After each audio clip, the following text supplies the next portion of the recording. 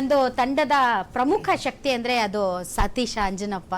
ಸತೀಶ್ ಅವರು ಬಹಳಷ್ಟು ಚಾನೆಲ್ಗಳಲ್ಲಿ ಕೆಲಸ ಮಾಡಿದ್ದಾರೆ. ನಾನು ಅವರು ಬಿಗ್ ಬುಲೆಟಿನ್ ಅಲ್ಲ ಸುವರ್ಣದಲ್ಲಿ ಜೊತೆಯಲ್ಲಿದ್ವಿ. ಬಟ್ ಪಬ್ಲಿಕ್ ಟಿವಿಯ ಬಿಗ್ ಬುಲೆಟಿನ್ ಅಲ್ಲಿ ಅದಕ್ಕೆ ಬುಲೆಟಿನ್ ಪ್ರೊಡ್ಯೂಸರ್ ಸತೀಶ್ ಅವರಾಗಿದ್ರು. ಸತೀಶ್ ಇವತ್ತು ನಮ್ಮ ಗ್ಯಾರಂಟಿ ನ್ಯೂಸಲ್ಲಿ ಎಷ್ಟು ಕೆಲಸ ಆಗಿದೆ, ಏನೇನಾಗಿದೆ ಅಂದರೆ ಮ್ಯಾನೇಜ್ಮೆಂಟ್ ಬಿಟ್ಟು ಎಡಿಟೋರಿಯಲಲ್ಲಿ all credit goes to Satish. Because Satish ನೀವು ನಮ್ಮ ಚಾನಲ್ಗೆ ಒಂದು ಶಕ್ತಿ. ಯಾಕೆ ಅಂತಂದರೆ ನೀವಿಲ್ಲದೆ ಇದ್ದಿದ್ರೆ ಶಿವಸ್ವಾಮಿ ಸರು ಇಷ್ಟು ಫ್ರೀಯಾಗಿ ಮ್ಯಾನೇಜ್ ಮಾಡೋದಕ್ಕೆ ಸಾಧ್ಯ ಆಗ್ತಾ ಇರಲಿಲ್ಲ.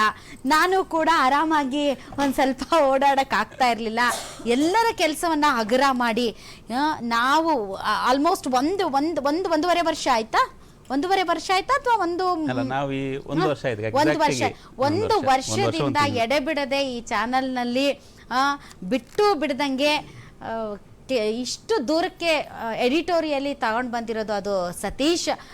ನನಗೂ ಸತೀಶ್ಗೂ ಯಾವಾಗಲೂ ಫೈಟು. ಏನು ಅಂತಂದ್ರೆ ಯಾರಾದರೂ ಒಬ್ರು ಎಂಪ್ಲಾಯ್ ತಗೊಳ್ಳೋದಾದ್ರೆ ಇಷ್ಟು ಕಡಿಮೆ ಸಂಬಳಕ್ಕೆ ಮಾತಾಡ್ತಿದ್ರು ಅಂತಂದ್ರೆ ನಾನಂತೆ ಕಂಜೂಸ್ ಅಂತ ದಿನ ಜಗಳ ಆಡಿವಿ. ಅಷ್ಟು ಕೊಟ್ರೆ ಹೆಂಗಪ್ಪ ಅಂತ. ಅಂದರೆ ಚಾನಲ್ನ ಅಥವಾ ಒಂದು ಸಂಸ್ಥೆನ ಮುನ್ನಡೆಸಬೇಕಾದ್ರೆ ಆರ್ಥಿಕ ಶಿಸ್ತು ಹೇಗಿರಬೇಕು ಅನ್ನೋದು ಸತೀಶಿಂದ ಕಲಿಬೇಕು. ಅಷ್ಟರ ಮಟ್ಟಿಗೆ Satish is very very important. Because ಕೆಲಸನೂ ಹಾಗೆ ಮಾಡ್ತಾರೆ ಮತ್ತು ಅವರ ಮಾತುಗಳು ಹಾಗೆ ಇರುತ್ತೆ. Is so authentic, so perfect. Really ನಾನು ಹೇಳಿದ್ನಲ್ಲ, ನಮ್ಮ ಗ್ಯಾರಂಟಿ ನ್ಯೂಸ್ಗೆ ಸತೀಶ್ ನೀವು ಒಂದು power. Thank you very much for joining us and it's your time. ನೀವು ಮಾತಾಡ್ಸ್ಬಿಡ್ತೀನಿ ಸರ್. ನಾ ಲಾಸ್ಟಿಗೆ ಮಾತಾಡ್ಸಿ. ಯಾವತ್ತೂ ಕೂಡ ಚಾಲೆಂಜಸ್ನ ಫೇಸ್ ಮಾಡ್ತಿರ್ತೀನಿ. ಲೈಫ್ ಪೂರ್ತಿ ಚಾಲೆಂಜಸ್ಸೇ ಆಗೋಯ್ತು. ಸೊ ಸರ್ ಜೊತೆ ತುಂಬ 2008ಇಂದ ಜೊತೆಲಿದ್ದೀವಿ. ನೀವು ಜೊತೆಲಿದ್ರಿ. ಸರ್ ಜೊತೆ ತುಂಬ ಅಟ್ಯಾಚ್ಮೆಂಟ್. ಡೆಸ್ಕ್ ಅವ್ರದ್ದೊಂದು ಟೀಮ್. ಡೆಸ್ಕ್ BPಗಳು, ಕಾಪಿ ಎಡಿಟರ್ಸ್, ಇವ್ರದೆಲ್ಲ ಒಂದು ಟೀಮ್. ನಾವೆಲ್ಲ ಆಂಕರ್ಸ್ ಅಲ್ವಾ. ಸೊ ಈ ಡೆಸ್ಕ್ ಅವ್ರು ಒಂದು ಸ್ವಲ್ಪ ನಮ್ಮನ್ನ ಹತ್ರ ಬಿಟ್ಕೊಳ್ಳೋದು ಕಡಿಮೆ. ಆಲ್ಮೋಸ್ಟ್ 2008ರಿಂದ ಈವರೆಗೂ ಅವ್ರ ಜೊತೆ ನಾನೊಂದು 3 ವರ್ಷ ಕೆಲಸ ಮಾಡಿಲ್ಲ ಅಷ್ಟೇ. ಜೊತೆಯಲ್ಲಿ ಕೆಲಸ ಮಾಡಿಲ್ಲ ಅಷ್ಟೇ. ಬಟ್ ಜೊತೆಯಲ್ಲಿ ಏನೇ ಆಗೋಗ್ಲಿದ್ರು ಹಂಚ್ಕೊಳ್ತಾ ಇದ್ವಿ, ಶೇರ್ ಮಾಡ್ಕೊಳ್ತಾ ಇದ್ವಿ. ಬಟ್ ಜೊತೆಯಲ್ಲಿ ಒಂದು 13 ಇಯರ್ಸ್ ಜೊತೆಯಲ್ಲಿ ಕೆಲಸ ಮಾಡಿದ್ದೀವಿ. ಸೊ ನೀವು ಆ ಜರ್ನಿಯಲ್ಲಿ ಭಾಗ ಆಗಿದ್ದೀರಾ. ಸೊ ಸರ್ ಜೊತೆ ಜರ್ನಿಯಲ್ಲಿ ಶುರು ಮಾಡಬೇಕಾದ್ರೆ ಅವರ ಪ್ರತಿಯೊಂದು ಅಂದರೆ ನೆಕ್ಸ್ಟ್ ಏನು ಮಾಡಬೇಕು, ಯಾವ ಥರ ಮಾಡಬೇಕು ಅಂತ ತುಂಬ ಕನಸುಗಳಿತ್ತು. ನಾನು ಪಬ್ಲಿಕ್ ಟಿವಿ ಬಿಟ್ಟು ಬೇರೆ ಸಂಸ್ಥೆಗೆ ಹೋದಾಗ ಅಲ್ಲಿ ನಾನು ಔಟ್ಪುಟ್ ಜವಾಬ್ದಾರಿಯನ್ನು ವಹಿಸ್ಕೊಂಡಿದ್ದೆ. ಸೊ ಅವ್ರಿಗೆ ನಾನು ಅಲ್ಲಿ ಅವ್ರ ಜೊತೆ ಕೆಲಸ ಮಾಡ್ತಿದ್ದೆ ಪಬ್ಲಿಕ್ ಟಿವಿಯಲ್ಲಿ. ಅಲ್ಲಿ ಹೋಗ್ಬೇಕಾದ್ರೆ ಇವ್ರಿಗೆ ಎಲ್ಲಿ ಮುಜುಗರ ಆಗುತ್ತೆ ಅನ್ನೋ ಒಂದು ಬೇಜಾರು ನನಗೆ. ಬಟ್ ನನಗೆ ಪ್ರತಿಯೊಂದು ನನ್ನ ಮೂಮೆಂಟು ಪ್ರತಿಯೊಂದು ಹೇಳ್ತಿದ್ದೆ, ಸರ್ ಈ ಥರ ಇದೆ, ಇದರ ಹೋಗ್ತಾ ಇದ್ದೀನಿ ಅಂತ. ಸೊ ಅವರೇ ತುಂಬ ಖುಷಿಪಟ್ಟರು. ನಮ್ಮ ಹುಡುಗ BP ಅಲ್ಲಿ ಔಟ್ಪುಟ್ ಎಡಿಟರ್ ಹೋಗ್ತಾ ಇದ್ದೀನಲ್ಲ, ಒಂದು ದೊಡ್ಡ ಸಂಸ್ಥೆಗೆ ಹೋಗ್ತಾ ಇದ್ದೇನೆ, ವೆರಿ ಗುಡ್, ಒಳ್ಳೇದಾಗಲಿ ಅಂತ RS ಕಳಿಸಿದ್ರು. ಸೊ ಈಗ ಮತ್ತೆ ಅವ್ರ ಜೊತೆಯಾಗಿ ಎಡಿಟರಾಗಿ ಕೆಲಸ ಮಾಡ್ತಾ ಇದ್ದೀನಿ. ಅವ್ರಿಗೊಂದು ಕನಸಿದ್ದು ಏನಾದರೂ ಮಾಡಬೇಕು, ಹೊಸದಾಗಿ ನಾವು ಮಾಡಬೇಕು ಅಂತ. ಯಾಕೆ ನಮ್ಮಂಥವ್ರು ಯಾಕೆ ಚಾನಲ್ ಮಾಡಬಾರ್ದು ಅಂತ. ಸೊ ಯಾರು ಸಾಥ್ ಕೊಡ್ತಾರೆ, ಹೇಗೆ ಕೊಡ್ತಾರೆ, ಯಾರು ನಂಬೋದು, ಹೆಂಗೆ ಮಾಡೋಣ, ಇವೆಲ್ಲವೂ ಕ್ವಶನ್ಸ್ ಇತ್ತು. ಅಂದರೆ ನಮ್ಮೆಲ್ಲರಿಗೂ ಗೊತ್ತು ಅಷ್ಟು ಸುಲಭ ಅಲ್ಲ ಒಂದು ಚಾನಲ್ ಕಟ್ಟೋದು ಅಂತ. ಸೊ ನನಗೆ ನಾವು ತೆರೆಯಿಂದ ಅಂದರೆ ಈ ಪ್ರೋಸೆಸ್ ಶುರುವಾಗಕ್ಕೆ ಮುಂಚೆ ಆಗಲೇ ರವಿನಾರಾಯಣ ಹೇಳಿದ್ರು, ಫೋನಲ್ಲಿ ಮಾತಾಡ್ತಾಯಿದ್ರು ಚಾನಲ್ ಮಾಡಬೇಕಾದ್ರೆ ಹೆಂಗೆ ಮಾಡೋಣ ಏನು ಅಂತ. ಸೊ ನಾವು ರಾತ್ರಿ 11 ಗಂಟೆಗೋ 12 ಗಂಟೆಗೋ 8 ಗಂಟೆಗೋ 9 ಗಂಟೆಗೆ ಎಲ್ಲೋ ಒಂದು ಬೇರೆ ಕಡೆ ಕೂತ್ಕೊಳ್ಳೋದು, ಪ್ಲಾನ್ ಮಾಡೋದು, ಬೇರೆ ಕಡೆ ಕೆಲಸ ಮಾಡ್ತಿದ್ರು, ಅದು ಆಗ್ತಾನೇ ಇತ್ತು. ಸೊ ಸತೀಶ ಮತ್ತೆ ಶಿವಸ್ವಾಮಿ ಅವರು ತುಂಬಾ ತೆರೆ ಹಿಂದೆ ಕೆಲಸ ಮಾಡಿದ್ದಾರೆ.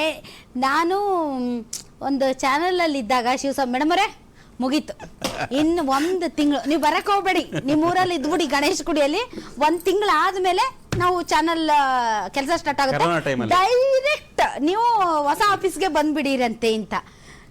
1 ತಿಂಗಳಲ್ಲ, ಒಂದ್ಸರಿ 4 ತಿಂಗಳು ನಮ್ಮ ಗಣೇಶ್ ಗುಡಿಯಲ್ಲೇ ಇದ್ದೆ. ಏನೋ ಆಗ್ತಾ ಇದೆ ಅಂತ. ಇವರಿಬ್ರು ಮಹಾನುಭಾವರು ಅದು ಯಾವುದೋ ಹೋಟೆಲ್ಗೆ ಬೇರೆ ಕರ್ಕೊಂಡು ಹೋಗಿದ್ದು. ಯಾವ ಹೋಟೆಲಲ್ಲಿ ಒಂದು ಫಸ್ಟ್ ಮೀಟಿಂಗ್ ಕರೋನಾ ಟೈಮಲ್ಲಿ, ಯಾವ ಹೋಟೆಲ್, ಗಾರ್ಡೇನಿಯಾ ಹೋಟೆಲಲ್ಲಿ.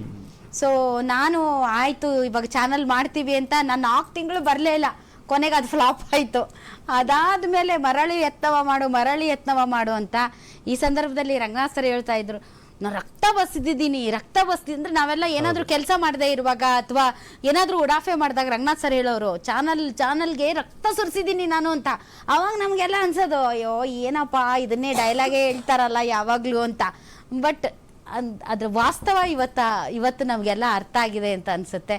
ಸೊ ಸ್ಟಾರ್ ಬಕ್ಸ್ಗಳಲ್ಲಿ ಎಲ್ಲ ಕೂತು ಮಾತಾಡಿದಾಗ ನನಗೆ ನಿಜವಾಗ್ಲೂ ಈಗಲೂ ನೆನಪಿದೆ ಸತೀಶ, ನೀನು ನಾನು ಮತ್ತೆ ಶಿವು ಮತ್ತೆ ಶಿವಸ್ವಾಮಿ ಸರ್. ಆವಾಗಲೂ ನಾನು ಅನ್ಕೊಂಡಿದ್ದೆ ಇದು ಸುಮ್ಮನೆ ಫೇಕು, ಇದರಿಂದ ಏನು ಉಪಯೋಗ ಇಲ್ಲ, ಇದೊಂದು ಜಸ್ಟ್ ಮೀಟಿಂಗು, ಇದ್ರದ್ದೇನು ಆಗೋದಿಲ್ಲ ಅಂತ.